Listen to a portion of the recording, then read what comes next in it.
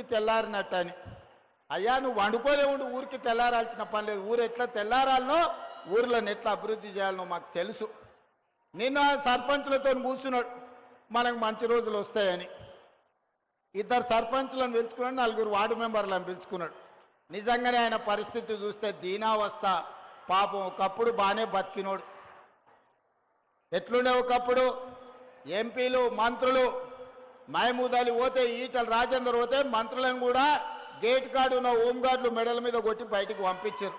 మంత్రులు పోతే కూడా కలిసేటోడు కాదు కేసీఆర్. నిన్న చూస్తే సర్పంచ్ను 4 వార్డు మెంబర్లను కూర్చొని, అయ్యా బిడ్డ మనకు మంచి రోజులు వస్తాయని. ఆయనను చూస్తే నాకు సామెత గుర్తొచ్చింది. మూలుగుడేమో మున్పటోలేనేమో, మందేమో ఎప్పటోలేనే అని వెనకటి పెద్దోళ్ళు చెప్పారు. ఏదైనా పని చెప్తేనేమో మూలిగేటోడంట. మందు ఉన్నది రా దావత్ అంటే, నాకు కావాల్సిందే, నాకు ఆపు కావాలి, ఫుల్ కావాలని. మూడుగుడేమో మున్పటోలేనేమో, మందేమో ఎప్పటోలేనే అని. నిన్న ఆయన మంచి రోజులు వస్తాయంటున్నాడు. మంచి రోజులు నగదు నాయన, నీకు అవకాశం వస్తే ముంచే రోజులు వస్తాయి. నువ్వు, నీ కొడుకు, నీ అల్లుడు, నీ బిడ్డ కలిసి 4 దిక్కుల తెలంగాణ రాష్ట్రాన్ని పీక్క తిన్నారు, దోసుక తిన్నారు.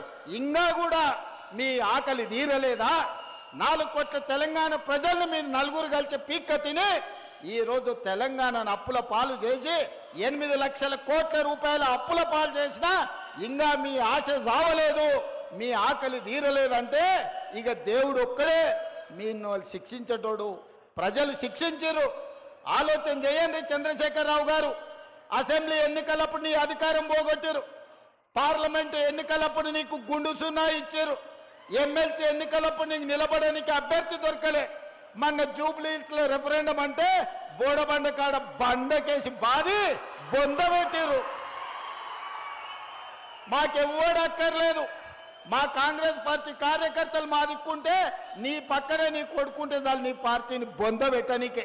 నీకెవ్వడక్కర్లేదు. నీ కొడుకే గుదిబండ, ఆ బండ ఉన్నంతసేపు నీ పార్టీని బొంద పెడతారు. ఇక మంచి రోజులు ఎట్లకెళ్ళి వస్తాయి కేసీఆర్? తెలంగాణ ప్రజలకు మంచి రోజులు వచ్చినాయి. తెలంగాణ ప్రజలకు 24 గంటలు విద్యుత్ వచ్చింది.